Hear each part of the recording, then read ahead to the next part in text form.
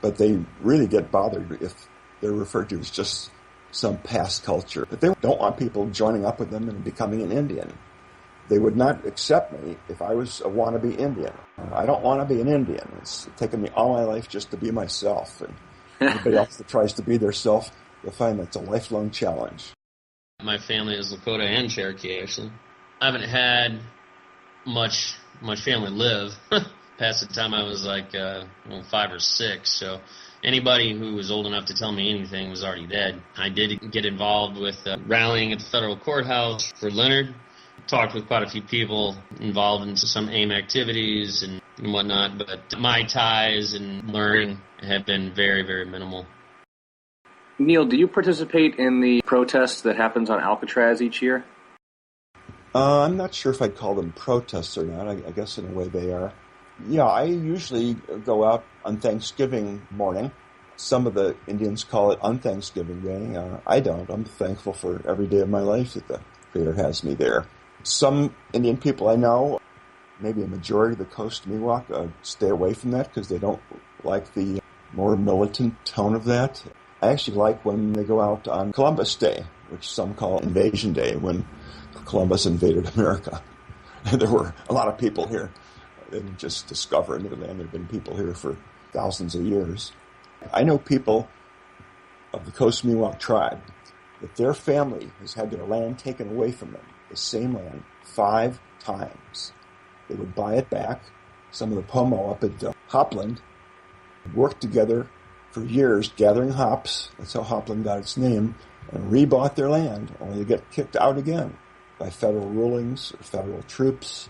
It's just craziness. The insanity has been done to these people. I don't particularly like the ideas of casinos as a whole, but I don't know any other way that they can do what they need to do. I met a Cherokee man years ago. He said he didn't like the idea of casinos for his people because they got the idea of something for nothing. And yet, what other way has been left to them? Some of this has been set up by white people is kind of push them into doing the casino thing and not having other avenues open to them. I've got mixed feelings about the casinos, and a lot of people do also. I don't think anybody listening to this would make an argument that we've done anything civilized with regard to our treatment of Indians in this land. I mean, we've broken every treaty that we've ever signed with them or they've ever had with the government. We've all but decimated an entire culture and race of people that were once very proud and noble, and that, as you said, I'm sure still are. I haven't had enough interaction with them, but I mean, from what I have heard from people that have spent time on reservations, we've taken them and put them on a little square reservation, in some of the worst parts of the country where there's very little in terms of natural resources at their disposal, and just kind of left them to rot. And I think it's deplorable. I really would like to know what I could do more to be involved to help bring the nations back. Well, first I would say is don't try to be an Indian. Don't try to teach them a new religion. Don't bring the New Age to them. Is there anything that bugs them is trying to tell them, oh, you're so close to the New Age if you'd only do this. They're saying, don't tell us how to worship. You've been doing that for 500 years. Stop. Oh, yeah, I wouldn't deign to tell them how to worship.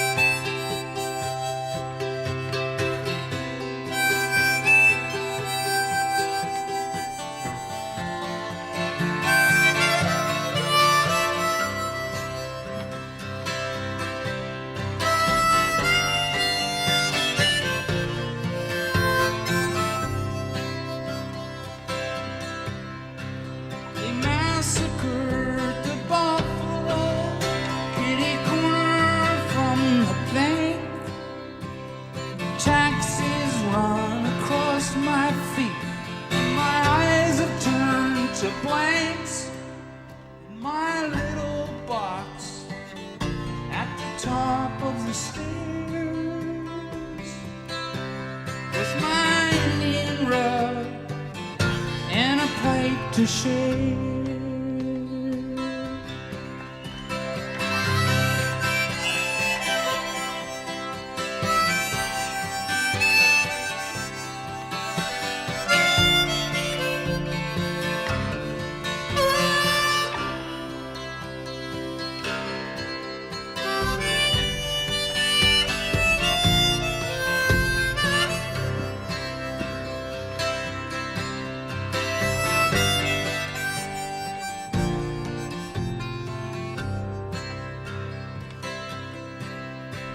I wish I was a trapper.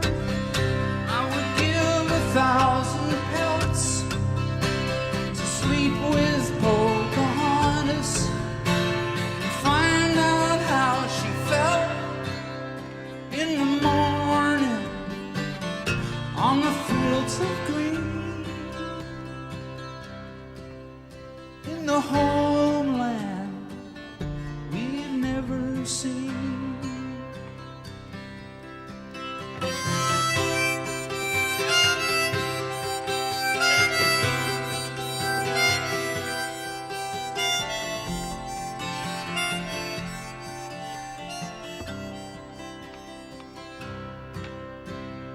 Maybe Marlon Brando will be there by the fire to sit and talk about Hollywood and the good things there for hire, like the Astrodome and the first TP. Marlon Brando, Pocahontas and me. Marlon Brando, Pocahontas and me. Pocahontas.